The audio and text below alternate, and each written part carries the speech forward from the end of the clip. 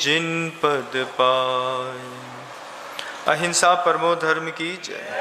परम पूज्य आचार्य भगवंत गुरुदेव श्री विद्यासागर जी मुनि महाराज की, बन्ना जी के आश्रयकारी श्री अजितनाथ जी भगवान की, समस्त मुनि संघ की।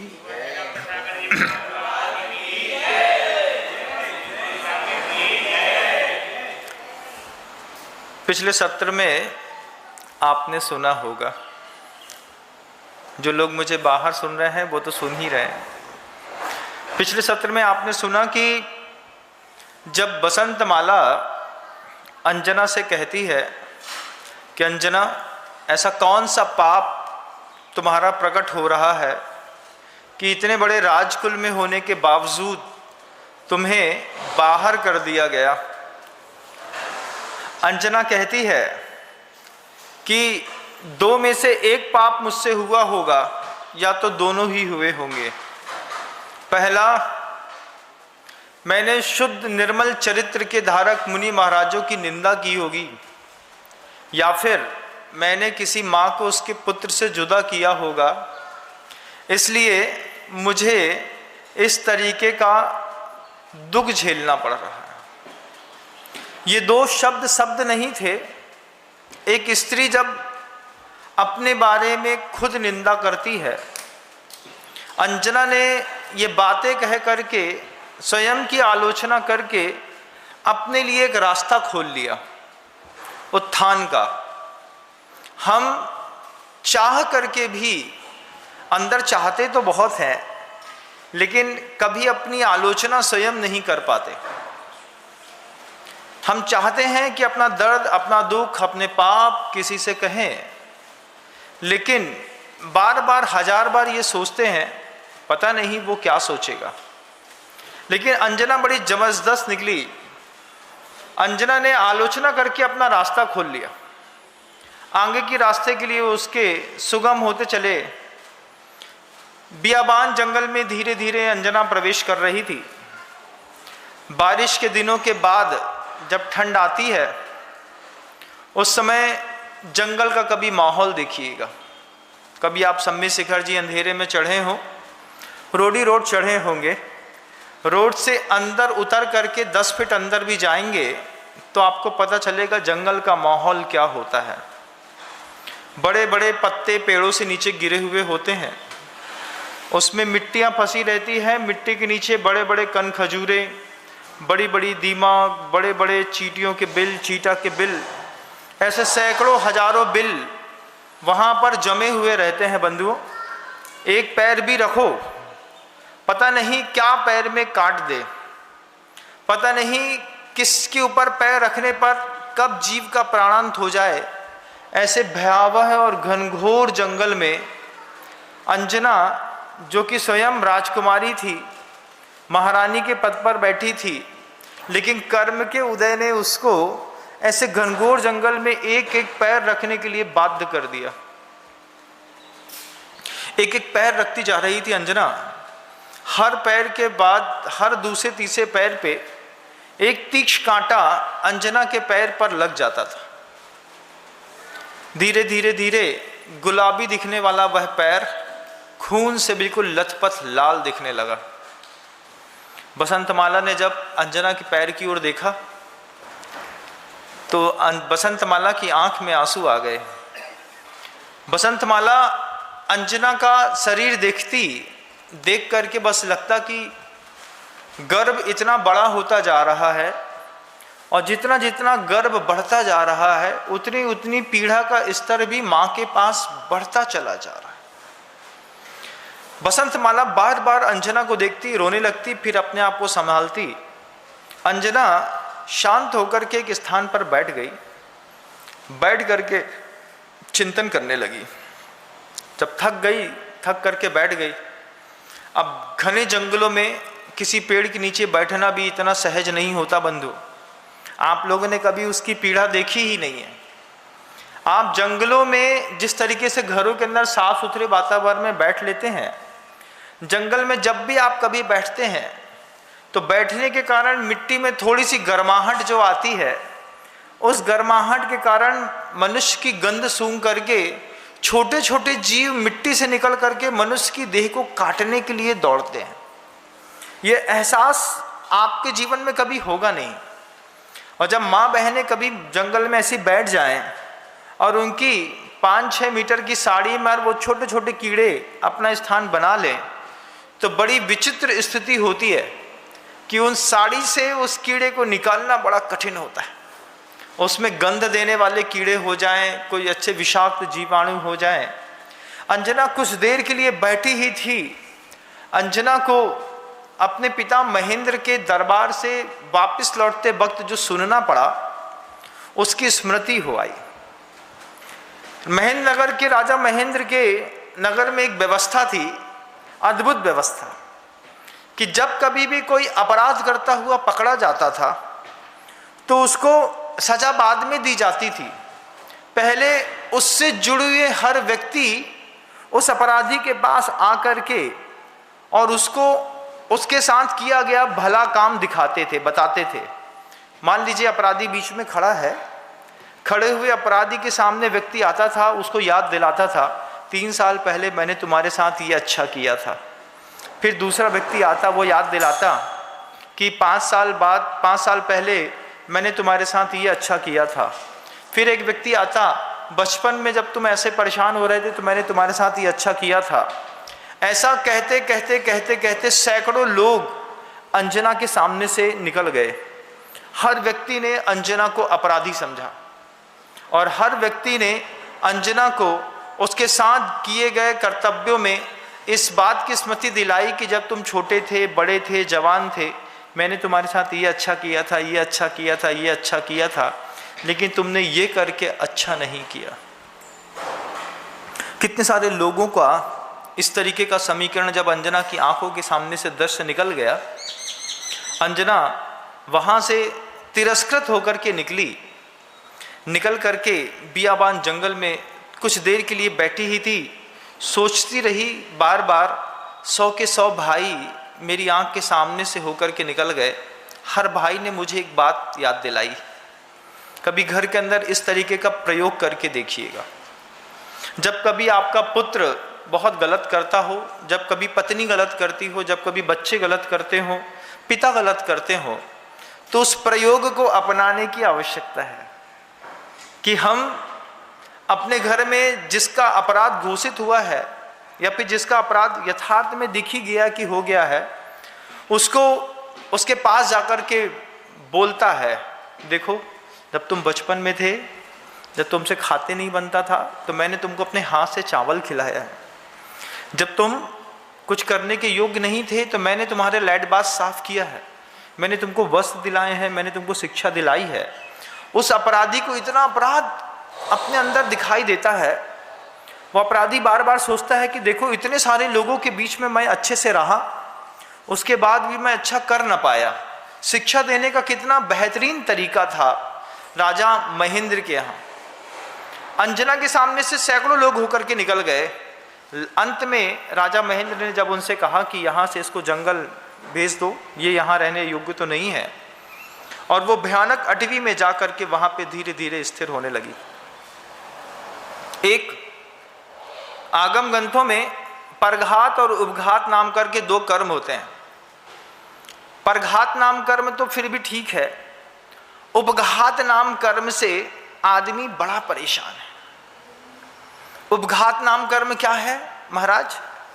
अपने ही शरीर को अपने ही शरीर के द्वारा पीड़ा पहुंचती है। कभी मान लीजिए नाखून बड़े हों, मुंह धोते धोते बड़ी बड़ी नाखून आंख में घुस गया, खुजली कर रहे थे, खुजली करते करते धीरे से मच्छर भगाने की कोशिश करी, अंगूठे का नाखून बड़ा था, अपना ही पेट कट गया। पैर के नाखून थोड़े से बड़े निकले, चल रहे थे, पत्थर से ठोकर लगी, पूरा पैर का नाखून ही उखड़ गया। रात में सोते सोते कुछ ऐसे विचित्र स्थितियां, या हाथ सोते सोते में दब गया कि ये हाथ की हड्डी ही खिसक गई। ये क्या है? उपघात नाम कर्म। ऐसे उपघात नाम कर्म जो है व्यक्ति का शरीर के साथ तो कम होता है बंधुओं, लेकिन मन के साथ कितनी बार होता है, एक बार आप स्वयं देखिएगा। हो सकता है आपके हाथ से आपके शरीर को पीड़ा कम पहुंची हो, लेकिन आपके मन को आपके द्वारा ही कितनी बार पीड़ा पहुंची है, इस बार को एक बार आप चेक करने की कोशिश करिएगा। कितनी बार आपने अपने आप को कोसा है, अरे भैया हम तो बहुत ही गिरे भय हैं, हमसे कछु ना हुई है, ऐसा कितनी बार कोसते हैं अपने आप को। एक बार आप सेल्फ ऑब्जर्वेशन करिएगा कि आपने अपने आप को जिंदगी में कितनी बार इस तरीके के इंफीरियरिटी कॉम्प्लेक्स में जाकर के अपनी निंदा खुद करी है। साधु बन के बुद्धिपूर्वक पापिष्ठेन दुरात्मना जड़ दिया माया बिना लोभिना राग द्वेष मली मसेन मनसा दुष्कर्म यन निर्मितम बोलना अलग बात। ये आलोचना के बाद द्वितीय कदम है उत्थान का, प्रतिक्रमण का। हमने प्रतिक्रमण तो कम किया, लेकिन घर के अंदर रह करके एक दूसरे को खूब कोसा है, खूब एक दूसरे की निंदा करी हो। कई बार तो अपनी निंदा भी हमने बहुत ज़्यादा करी है। हर बार हम कोई अच्छा काम करते हैं, काम करने से पहले अपने आप ही को कोस देते हैं, भैया तुम्हारी ताकत नहीं है, जे तो बड़े भैया का सकत हमारे बस की नहीं है, ऐसा आप बोलते हैं ना। ये भी एक उपघात नाम कर्म है, जो अपने आप को स्वयं कोस करके डिमोटिवेट करने की कला सीख ली। अंजना भी उस वक्त अपने आप को अंदर ही अंदर कोस रही थी, लेकिन उसके कोसने में एक अलग से निर्भीकपना था। वो बार बार एक ही बात कहती थी कि मैंने ही कोई अपकर्म किया है, मेरा अपकर्म ही उदय में आया, कोई मुझे क्या परेशान करेगा। धीरे से बिल्कुल एक हरे कलर का सांप, छोटा सा पनियल सांप होता है पानी के दिनों में, वो पानी में पैदा होता है। वो हरे कलर का सांप अंजना की बाह से होता हुआ, हाथ से होते हुए नीचे उतर गया। अंजना एकदम से चिल्ला बैठी। जैसे ही अंजना चिल्लाई, बसंतमाला घबराहट के साथ अंजना को देखती है, अंजना से पूछती है कि क्या हुआ। बोले कुछ नहीं, सांप निकल गया। जैसे ही सांप निकल गया, अंजना तुरंत वहाँ से खड़ी हुई। ताकत नहीं थी, पेट में भोजन बहुत कम था, लेकिन फिर भी अंजना को भूख नहीं थी। बसंतमाला ने अंजना से पूछा कि अंजना भूख लगी है। अंजना एक ही बात कहती है, इतना अपवाद मैंने खा लिया है कि अब पेट में भोजन करने के लिए जगह ही नहीं बची। जब कभी आदमी की अत्यधिक निंदा हो जाती हो, भूख उड़ जाती है। कभी आपने महसूस किया है घर के अंदर जब आपको कोई बहुत बड़ा बुरा कहता हो, खाना खाने आए और खाना खाने के बीच में जब पापा चिल्लाते हैं, इस लड़का ने तो हमारी ज़िंदगी बर्बाद कर दी, पूरे पैसा बर्बाद कर दे, जो पूरा घर लुटा दे है, जब पिता बार बार ऐसा घर के अंदर बोलते हैं, तो भोजन करने की इच्छा होने के बावजूद एकदम से पता नहीं क्या होता है पेट के अंदर, कि पेट अभी तक तो खाली था, एकदम से भूख गायब। वही स्थिति अंजना की बनी। अंजना की भूख ही खत्म हो गई। फिर भी बसंतमाला ने अंजना के लिए कुछ उत्तमोत्तम फल जो वहाँ पर जंगल में उपलब्ध थे, उनको छांट करके धो करके ला करके अंजना के सामने रखा और कहा कि अंजनी, अपने लिए ना सही, वह पुत्र जो तुम्हारे गर्भ के अंदर पल रहा है, उसके स्वास्थ्य की रक्षा के लिए लेकिन तुम ये भोजन कर लो। जहाँ घर के अंदर देव शास गुरु की पूजा करके फिर भोजन करने वाली वह अंजना, कर्म के उदय ने कोई देव नहीं, कोई शास्त्र नहीं, कोई गुरु नहीं, कोई पूजा नहीं, कोई स्नान ध्यान नहीं, कुछ भी नहीं, बस सामने कुछ शीत प्रकृति के फल ला करके रख दिए। अब शीत प्रकृति के फल ला करके उस भूखी अंजना के सामने जैसे ही रख दिए, उस फल को खा करके निश्चित अंजना समझ रही थी कि मेरी भूख और मर जाएगी। पेट में अच्छी भूख लगी हो, शुरुआत में जूस पी लिया, शुरुआत में एप्पल खा लिया। घर के अंदर रहता है ना, जब तक खाना नहीं आता है तब तक आदमी क्या करता है, सामने सलाद रख देता है, सामने पापड़ रख देता है, या फिर एक आध एप्पल रख देता है, बोले भैया थाली रख ली, जब तक तुम एक एप्पल खा लो। ये व्यवस्था किन लोगों के लिए है आपको पता है? कि जिन लोगों को बहुत ज़्यादा डाइटिंग पीरियड में जाना है, अपना वजन कम करना है, वो भोजन से पूर्व में ही ठंडी ककड़ी, ठंडा टमाटर, ठंडा एप्पल, ये सब खा करके अंदर शीतांश पैदा करके अपनी भूख को मार देते हैं। जबकि जब कभी भी स्वस्थ शरीर वाले जो लोग होते हैं वो उष्ण जल के साथ या थोड़ा सा गर्म पानी के साथ भोजन की शुरुआत करते हैं, थोड़ा करके गर्म भोजन लेने का प्रयास करते हैं। लेकिन शुरुआत में ही ठंडा भोजन, ठंडा एप्पल, ठंडा जूस अंदर डाल करके अंजना भी समझ रही थी ये जरूर शीत प्रकृति के फल मुझे भूख मिटाने के लिए दिए गए हैं, लेकिन इससे मेरी भूख पूरी ही मिट जाएगी। आप लोगों को भी घर के अंदर ध्यान देने की ज़रूरत है कि हम घर में अंदर जाते हैं, जब तक माँ खाना बना के नहीं देती उस बीच में हमने फ्रिज खोल करके एक एप्पल ही खा लिया, एक मौसम्मी खा ली, थोड़ा सा संतरा खा लिया। इससे भूख शांत होती है, उद्राग्नि विकृत हो जाती है। और अंजना ने कुछ फल खाए, खाने के बाद ही बसंतमाला अंजना से कहती है कि अंजनी, यहाँ पर भयानक तरीके की आवाज़ें आ रही हैं, अपन को यहाँ से थोड़ा और दूर अंदर जाकर के किसी सुरक्षित स्थान पर जाकर के रुकना होगा। जंगल के अंदर कभी भी आपने टीवी में जंगल देखा होगा, एक्चुअल में जंगल कितने लोगों ने देखा है वही लोग जानते होंगे। जब कभी मुनि महाराज के साथ आप विहार कराते हैं तब आपको पता चलता है कि अंदर से जंगल कितना खूबसूरत होता है गर्मी के दिनों में, उतना ही भयंकर होता है वो बरसात के दिनों में, उतना ही वो भयावह होता है ठंड के दिनों में। ठंड के दिनों में जंगल की भयावहता दिखाई देती है, कहीं दूर दूर तक पूरी जगह पूरा शीत के कारण पूरी धरती सीत चुकी होती है, और जहाँ कहीं धूप दिखाई देती है उसी धूप के स्थान पर ठंडी के दिनों में कोई ना कोई विकराल पशु आकर के बैठा दिखाई देता है। बसंतमाला अंजना से कहती है कि ऐसे स्थान पर जाना है जहाँ पर सुख से तुम्हारी प्रसूति हो सके। और अंजना भयानक जंगल में धीरे धीरे करके अंदर घुस रही है। बसंतमाला उसके साथ उसका सहयोग देने के साथ चल रही है। विपरीत समय पर मुनि श्री निर्णय सागर जी महाराज की वो बात याद आती है, जब मुनि श्री प्रवचन सागर जी महाराज की समाधि हो गई। समाधि होने के बाद मुनि श्री निर्णय सागर जी महाराज कहते हैं कि दोस्त नहीं खुदा होता है, महसूस तो तब होता है जब वो जुदा होता है। ये शब्द थे मुनि श्री निर्णय सागर जी महाराज के, मुनि श्री प्रवचन सागर जी महाराज के। अंजना भी सोचती है कि मेरी ये मित्र है, मेरी ये दासी भी है, मेरी ये सहयोगी भी है, सहयात्री भी है। इस मेरे किसी तीव्र पुण्य के उदय से मुझे एक ऐसा व्यवस्थित और तेजस्वी मित्र मिला है जिसके माध्यम से इस जंगल के अंदर भी मैं अपना निर्वाह कर पा रही हूँ। अंजना की किस्मत में तो एक अच्छा मित्र था, आपकी किस्मत में आपके परिजनों के अलावा क्या कोई ऐसा मित्र है जिस पे आपको इस बात का भरोसा हो कि जीवन में प्रतिकूलता होगी तो उसका घर और मेरा घर बिल्कुल एक है। वो जैन का भी हो सकता है, अजैन भी हो सकता है, लेकिन कभी एक ऐसा विश्वासपात मित्र भी अपने घर के अंदर एक बहुमूल्य संपदा से कम नहीं होता बंधु। और ये बात दोनों को समझनी पड़ती है कि अगर उस मित्र ने हमारे ऊपर भरोसा किया है तो हम उस मित्र के पूरे उस भरोसे का व्यवस्थित तरीके से स्थापन अपने जीवन में करें।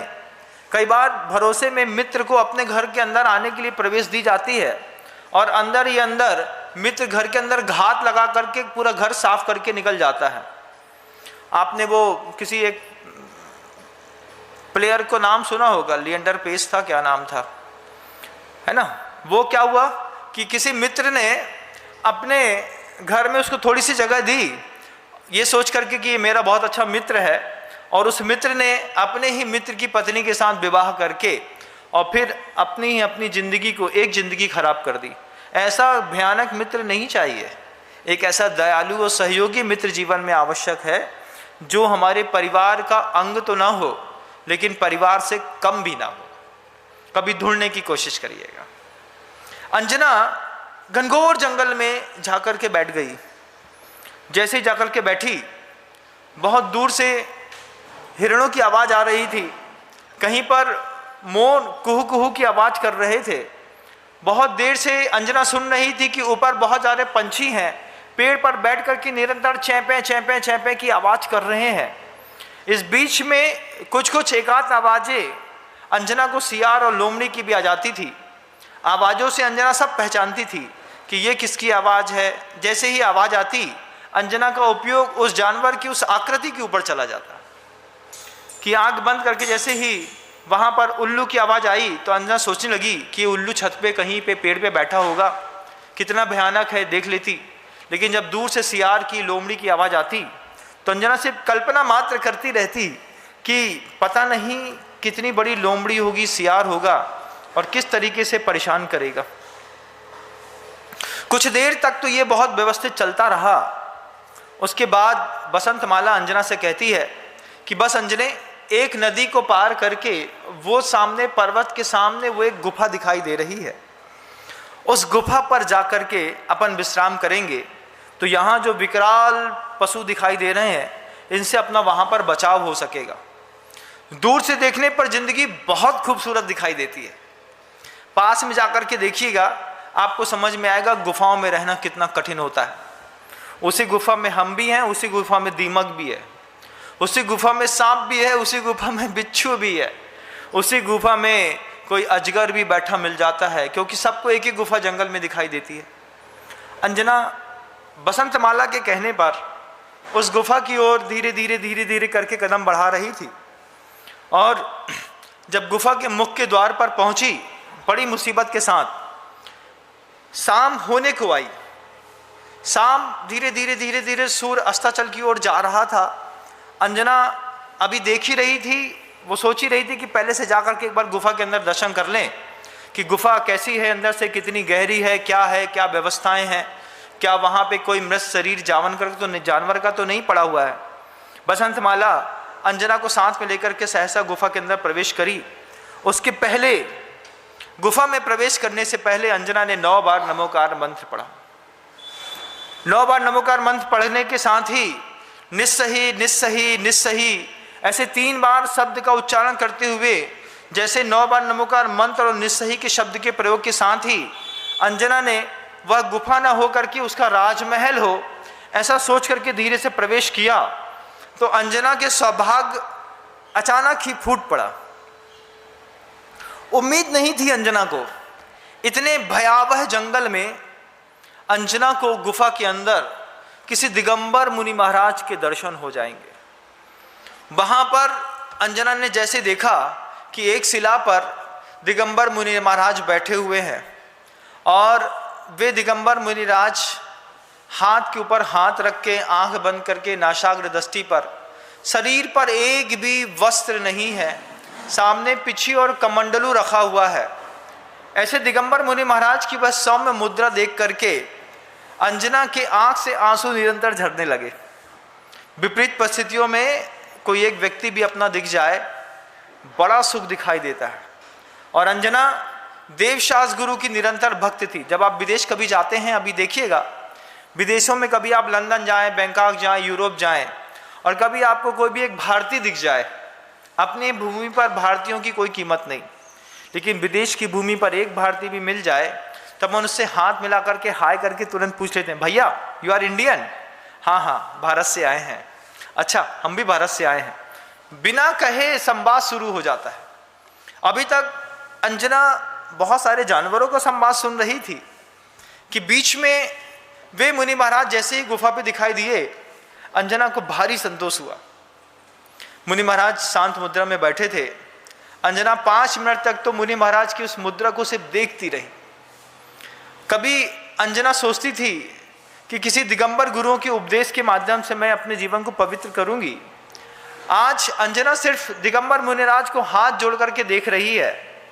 कल्पना करिए उस दृश्य का कि ठंडियों का समय चल रहा हो, सामने गुफा हो, सूर्य अस्ताचल की ओर जा रहा हो, जाने वाला हो, कोई ठंडा गुफा के स्थान पर एक साधु मुनि महाराज बैठे हैं, प्रतिकूल परिस्थितियां हो, दूर दूर से लोमड़ी सियार चीते की आवाज रह करके आ रही हो, उसमें दूर दूर तक भोजन की, रात्रि विश्राम की कोई व्यवस्था ना हो, पेट में एक गर्भ हो, गर्भ के साथ 2 अबला स्त्रियां हो और वो उनको एक मुनि महाराज का दर्शन मिल जाए, कैसी खुशी मिलती होगी आप अनुभव नहीं कर सकते। आपके जीवन में कभी ऐसी प्रतिकूलता बनी नहीं है। आप इमेज करिए घर के अंदर आंख बंद करके कि महाराज किस दृश्य को मुझे दिखाना चाह रहे हैं वो दशकों तक पहुंचने के लिए अपने चिंतन को, अपने मानस को तैयार करके कल्पना करिएगा। मुनि महाराज ध्यानस्थ थे।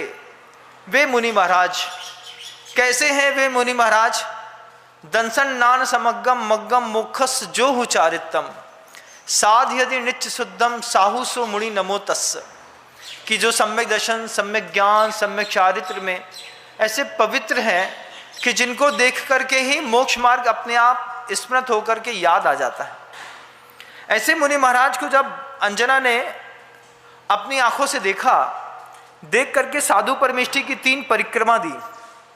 3 परिक्रमा देने के बाद गवासन से अंजना नीचे बैठी, बैठ करके हाथों से 3 बार ऐसा आवर्त करके माथा जमीन पर लगा करके बार बार अंजना के मुख से बस एक शब्द निकलता था, हे मुनि महाराज नमोस्तु नमोस्तु नमोस्तु।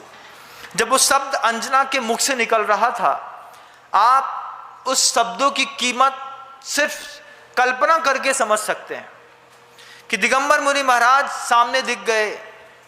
आचार्य सोमदेवरी सूरी महाराज ने तो यशस तिलक चंपू में उस बात को कहा भी है कि पद्मन्यो राजहंसस्य निर्गंतास तपोधना यम देश उपसर्पंती सुभिक्तम तत् निश्चयेत। जहाँ पर दिगंबर साधु, राजहंस पंछी और पद्मनी स्त्री हो, वहाँ पर नियम से सुभिक्ष होता है। अंजना अभी तक अपने दुर्भाग्य को कोस रही थी। अचानक अंजना को लगा कि दिगंबर साधु के मिलने से मेरे जीवन का सौभाग्य उदित हो गया। साधु ध्यानस्थ थे। अंजना शाम को सामने बैठ करके हाथ जोड़ करके बैठी रही। एक सहज प्रक्रिया में ध्यान से निर्वृत्त होकर के जब मुनि महाराज ने अपनी आंख खोली तो बसंत माला ने बार बार नमोस्तु करते हुए, चढ़ाने को कुछ था नहीं उस वक्त अंजना के पास, बोली महाराज खाली हाथ दिगंबर साधु के दर्शन कभी किए नहीं जाते। ये बात मैं सर्वविदित जानती हूँ कि हाथ में एक श्रीफल न हो तो दिगंबर साधु के समक्ष कभी जाना नहीं, हमेशा कुछ न कुछ फल लेकर के जाना पड़ता है। आज मैं खाली हाथ आपकी वंदना कर रही हूँ, मुझे आप क्षमा करिएगा। ऐसे कोमल वचनों के साथ बसंत माला ने कहा। मुनि महाराज ने उन दोनों की स्थिति देखी और मति श्रुत और अवधि ज्ञान के धारी उन मुनि महाराज ने स्वयं ही कहना शुरू किया कि ये सब तुम्हारी परिस्थितियां बड़ी विचित्र हैं अंजना। जैसे ही साधु के मुख से अपना नाम सुना, नाम सुनते साथ ही अंजना को बड़ा आश्चर्य घटित हुआ। तुरंत अंजना समझ गई मुनि महाराज अवधि ज्ञान के धारी हैं। बसंत माला दिगंबर साधु से पूछती है, मुनि महाराज ऐसा कौन सा अपराध हुआ है कि अंजना को इस तरीके का दुख भोगना पड़ रहा है, और ऐसा कौन सा अभागी पुरुष इस अंजना के गर्भ में आया है जिसके दौर्भाग्य के कारण अंजना को जंगल में जाना पड़ रहा है, इस तरीके के कष्ट उठाने पड़ रहे हैं। ये बात जैसे ही मुनि महाराज ने बसंत माला के मुख से सुनी, वे मुनि महाराज जिनका नाम अमित गति था, वे बोलते हैं कि अंजना तुम्हारे गर्भ में कोई सामान्य व्यक्ति नहीं पल रहा है, इसके गर्भ का सौंदर्य ही अलग है। इनके गर्भ में तद्भव मोक्षगामी कामदेव, उसी भाव से मोक्ष जाने वाले वज्रवसम नारायण के धारी एक ऐसा महान तपस्वी साधक जन्म लेने वाला है जो पूर्व की पर्यायों में भी दान, पूजा और साधना में हमेशा अग्रणी रहा है। पूर्व की पर्याय का विस्तार करते हुए जब अमित गति महाराज ने कहा कि ये जो जीव तुम्हारे कुक्षी पे आया है, ये लांतव स्वर्ग से च्युत होकर के यहाँ पर आया है, और लांतव स्वर्ग से आने से पूर्व में लांतव स्वर्ग में कैसे पहुँचा है, उसके पूर्व में इसने दिगंबर मुनि महाराज बन के साधना करी है, उग्र तपस्या करी है। जैन कुल कैसे मिला, तो मुनि महाराज कहते हैं उसके पूर्व में स्वर्गों में भी इसने निरंतर नंदीश्वर भगवान, नंदीश्वर दीप जिनालयों की अर्चना पूजा करी है। वहाँ पे कैसे पहुँचा, तब मुनि महाराज कहते हैं कि जब ये एक दमयंत नाम का सामान्य से राजश्रेष्ठी था, उस समय खेलते खेलते दिगंबर साधु के दर्शन हो गए। दिगंबर साधु की मुद्रा को देख करके इसके मन के अंदर साधुओं के उपदेश सुनने की भावना पैदा हुई। साधुओं का उपदेश सुना तो दान, पूजा और तप में अपने उपयोग को लगा करके इसके पास जितना धन था इसने धीरे धीरे करके सब देव शास्त्र गुरु की सेवा में अर्पित कर दिया। खूब पूजा करी, खूब दान किया और आयु के अंत में तपस्या करके संयम को ग्रहण करके स्वर्ग की यात्रा करी। ऐसी पिछली कई पर्यायों में उस अंजनी पुत्र का जब अमित गति मुनि महाराज ने वर्णन किया तब अंजना को भारी संतोष हुआ। अंजना अभी तक सोच रही थी कि कोई पाप का भार मेरे पेट पे है। जब समझ में आया कि जो जीव मेरी कुक्षी पर आकर के स्थापित हुए हैं वे जीव एक तो लांता स्वर्ग से आए, उसके पहले मुनि महाराज थे, उसके पहले स्वर्ग में थे, स्वर्ग से पहले भी उन्होंने संयम ग्रहण किया था, दान पूजा अभिषेक इत्यादि की थी, जिनकुल में जन्म लिया था। ऐसी बातें को सुनकर के अंजना के हृदय में भारी संतोष हुआ। बसंतमाला पूछती है कि इनका क्या होगा, इतने बियाबान जंगल में कैसे इनकी रक्षा होगी। तब अंजना से अमित गति मुनि महाराज कहते हैं कि शीघ्र ही तुम्हारे पति से मिलन होने वाला है। इस पुत्र की प्रसूति तो यहां पर इस बियाबान भयानक जंगल में होगी, लेकिन शीघ्र ही तुमको तुम्हारे पति के दर्शन होंगे। बसंतमाला को भी यहां से हट करके अच्छे से राज वैभव में दोबारा जाने का मौका मिलेगा। और ये अंजना, इस पुत्र को कमजोर मत समझना। हम अपने पुत्र को कितना कमजोर समझते हैं। हमने एक बार पूर्व में उस बात को कहा है, जब डॉक्टर आपसे कहता है कि आपका बच्चा कमजोर है, आपके बच्चे का विकास नहीं हो रहा है, आपके बच्चे का वजन अच्छा नहीं है, ऐसे कह करके डॉक्टर्स कितनी बार आपको डराते हैं, कितनी बार आपको कोई पता नहीं क्या क्या कहते हैं, और कितनी बार हम डॉक्टर के कहने पर कुक्षी में आई हुई उस गर्भ को वहां से विस्थापित करने का उपक्रम भी कर लेते हैं। लेकिन ध्यान रखिएगा बंधुओं, जब कभी भी किसी दंपति की संयोग होते हैं, उन संयोग में दंपति के शरीर से 32 करोड़ से लेकर के 70 करोड़ तक के स्पर्म यहां से वहां प्रवाहित होते हैं। उन 70 करोड़ के स्पर्मों में से उस वक्त भी रेस लगती है।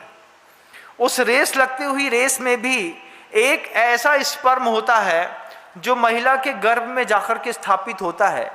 जब वह शुरुआत से विजेता का परमाणु है, आपके गर्भ के अंदर स्थापित हुआ वह छोटा सा शिशु 70 करोड़ की रेस में पहली बार में विजेता बना है, तब जाकर के हम यहाँ पर पैदा हुए। हम जन्म से पूर्व से विजेता रहे हैं।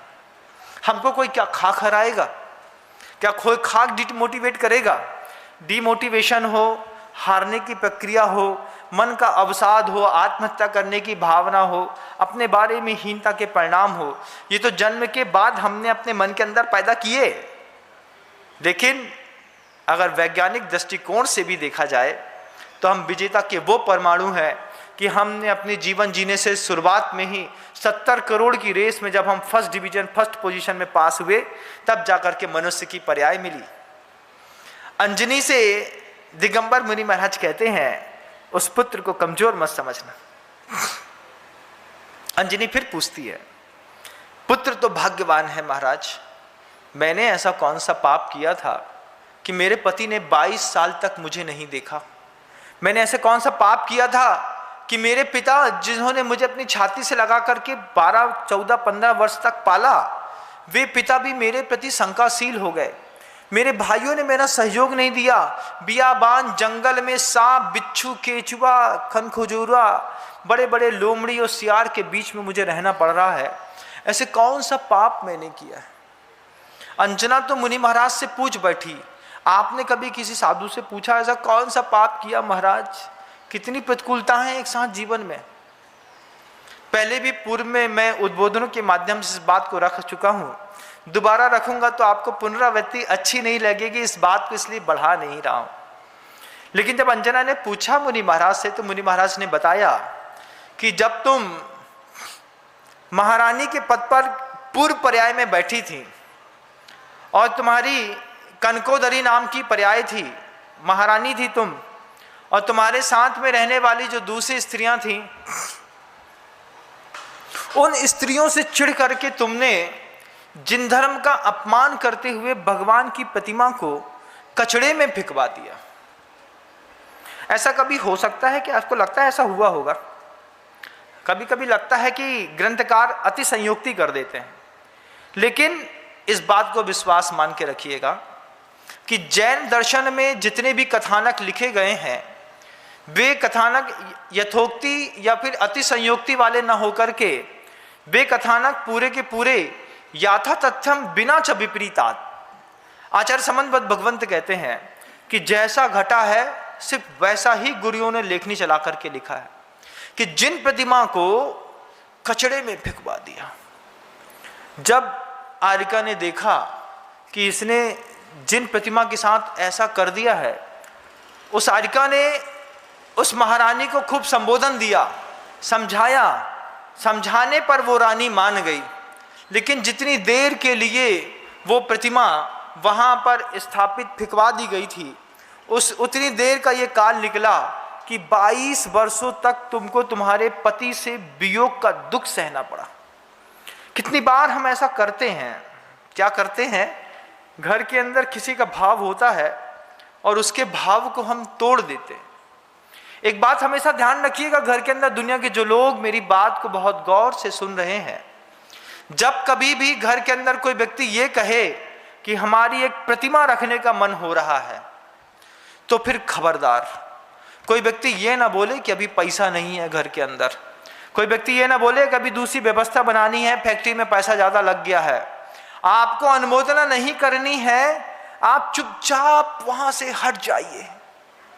लेकिन अगर घर के अंदर आपकी माँ ने कहा कि हमारा प्रतिमा रखने का एक भाव हो रहा है और आपने अपनी मजबूरियां गिनाना शुरू करी, अबे बैंक को पैसा देने हैं, अबे उसकी उधारी भी नहीं चुकी है, अबे गल्ला मद्दो बहुत चल रहा है, अबे कर्जा बढ़त जा रहा है, तुम्हें प्रतिमा के भाव हो रहे हैं, ये सब एक व्यक्ति के मानस में उत्पन्न हुई प्रतिमा को फिकवाने पर भी उसी तरीके का पाप लगने वाला है। फिर अंत में जाकर के जब ये कर्म उदय में आएगा, पता नहीं किस तरीके का विक्षोभ पैदा करेगा जीवन में। कल पुनः शब्दों को आकार देने का प्रयास करूंगा, अभी समय आपका होने को आया। गुरुदेव श्री विद्यासागर जी, जा वाणी के ज्ञान से सूझे लोकालोक, सो वाणी मस्तक नमु सदा देत हूँ दो, माँ जिन वाणी भारती तो है जपो दिन रैन, जो तेरी शरणा गहे सो पावे सुख।